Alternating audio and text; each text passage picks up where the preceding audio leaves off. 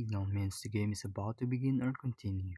The referee extends one arm forward to indicate which team will serve. Once this signal is given, the server may serve the ball. This signal shows that the team has won a point.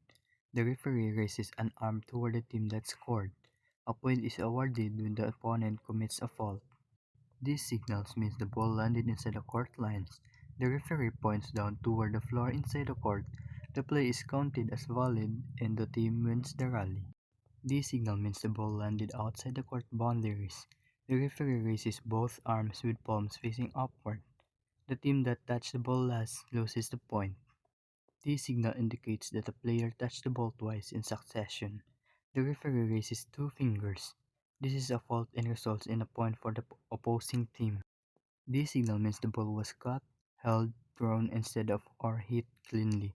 The referee slowly feeds the forearm upward. This is not allowed and results in a fault.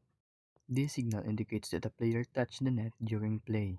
The referee touches the net with one hand. Touching the net is a fault and gives a point to the opponent. This signal means the player reached over the net illegally. The referee places a hand over the net. Players must not interfere with the opponent's play.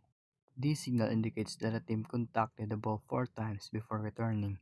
The referee raises four fingers. Only three hits are allowed per side. This signal means a player's substitution is requested or allowed. The referee rotates the forearms within a circular motion. Substitutions must follow the rules of the game. This signal indicates a timeout request. The referee forms a T shape using both hands.